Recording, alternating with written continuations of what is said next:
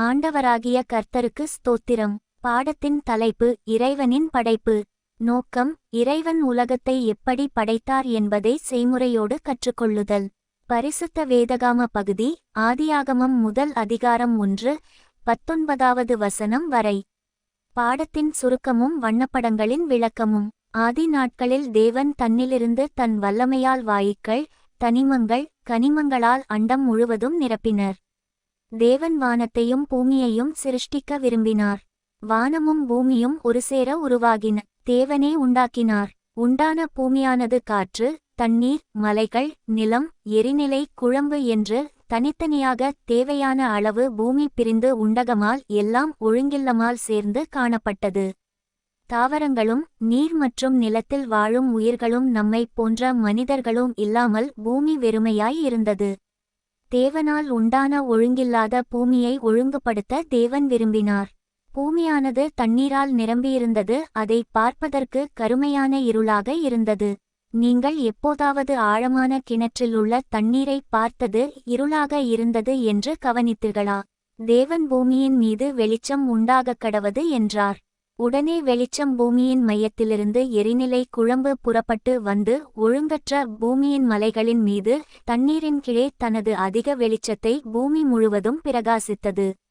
அமைதியான தண்ணீரின் மேலிருந்து பார்க்கும்போது சாயங்கால வேளை போல் தென்பட்டது. நீங்கள் எரிமலை பற்றி கேள்விப்பட்டது உண்டா? நமது உலகத்தில் எத்தனை எரிமலைகள் உள்ளன தெரியுமா? இருளான பூமி, பூமியின் மையத்திலிருந்து பரப்பட்டு வந்த எரிநிலை குழம்பின் வெளிச்சத்தால் மொத்த பூமியும் சாயங்காலமானது. என்ன புரிகிறதா? அடுத்தது இருளான இரவு எவ்வாறு உண்டானது என்பது பற்றி தெரியுமா? சரி, கவனமாக கேளுங்கள். பூமியின் மையத்திலிருந்து புறப்பட்ட எரிநிலை குழம்பு தண்ணீரின் ஆழத்தால் முடியிருந்த மலைகளை தாண்டி மேலே வரத் தொடங்கியது. தண்ணீர் கலங்கத் தொடங்கியது. வெளிச்சம் மறையத் தொடங்கியது. மீண்டும் இருளடைந்தது. வேகமாக எழும்பிய எரிநிலை குழம்பு ஸ்தம்பங்களாக பூமியின் தண்ணீரின் மேல் பகுதியில் மிக உயரமாக எழும்பியது. அதனுடைய வெளிச்சம் பூமி முழுவதும் பரவியது. எனவே மொத்த பூமியும் இருளில்லா சூரியன் போல் மொத்த பூமியும் பகலானது. முதலில் சாயங்காலம், இரண்டாவது இருள் நிறைந்த இரவு, மூன்றாவது வெளிச்சம் நிறைந்த பகல் உண்டானது. இவ்வாறு சாயங்காலமும் விடியற்காலமுமாகி முதலாம் நாள் முடிந்தது. இரண்டாம் நாள் தொடங்கியது. சூரியனின் இரவு பகல் பற்றி தெரியுமா? சூரியனில் இரவு இல்லை. உங்கள் ஆசிரியரிடம் சூரியனை பற்றி கேட்டு தெரிந்து கொள்ளவும். முதல் நாள் தொடக்கம் இருள், முடிவு வெளிச்சம். இரண்டாம் நாளின் தொடக்கம் வெளிச்சம். இந்த இரண்டாம் நாளில் பூமிகோள் முழுவதும் எரிநிலை ஸ்தம்பங்கள் வெளிச்சத்தை ஏற்படுத்தியதால் பகல் உண்டானது. பின்பு தேவன் ஆகாய விரிவை உண்டாக்க ஜலத்தை பிரிக்க கட்டளையிட்டார். பூமி முழுவதும் வெப்பம் தொடர்ந்து இருந்ததால் தண்ணீர் நீராவியாக மாற ஆரம்பித்து அக்கினி ஸ்தம்பங்களை மூட ஆரம்பித்தது. முழுவதுமாக மூடிய பின் இரண்டாம் நாளின் சாயங்கால தோற்றம் உண்டானது. தொடர்ந்து அதிகம் மூடியதால் பூமியை சுற்றிலும் இருள் பரவத் தொடங்கி இரவு ஏற்பட்டது. ஆனால் அக்கினி ஸ்தம்பங்கள் தொடர்ந்து எரிந்து கொண்டுதான் இருந்தது. நீராவி தொடர்ந்து வெப்பம் அடைந்ததால் இருளின் தோற்றத்தை ஏற்படுத்திய நீராவி கூட்டம் மேலேறத் தொடங்கியது. தொடர்ந்து மேலேறி மேகமூட்டமாக மாறியது. பூமியில் இருந்த தண்ணீருக்கும் மேலேறிய தண்ணீருக்கும் இடையே விரிவு உண்டாயிற்று. இந்த ஆகியா விரிவுக்கு வானம் என்று பெயரிட்டார்.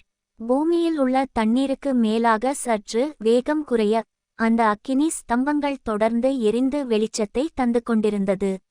எனவே இரண்டாம் நாளின் முடிவிலும் பூமியின் மீது பகலைப் போல வெளிச்சம் இருந்தது. என்ன ஆச்சரியமாக உள்ளதா?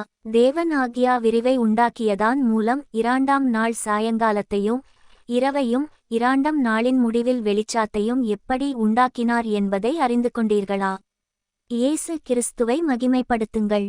அவர் சொன்னார், பரிசுத்த வேதத்தின் எழுத்தாகிலும் எழுத்தின் உறுப்பாகிலும் அழிவதில்லை என்று.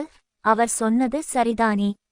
தண்ணீர் நிறைந்த மேகமூட்டம், ஆகாய விரிவு, தண்ணீர், மலைகள், எரிநிலை பாறை குழம்பு நிறைந்த பூமியின் மையப்பகுதி என்ற மூன்றாம் நாளின் தொடக்க நிலைகளை ஞாபகப்படுத்திக் கொள்ளுங்கள். உள்ளது.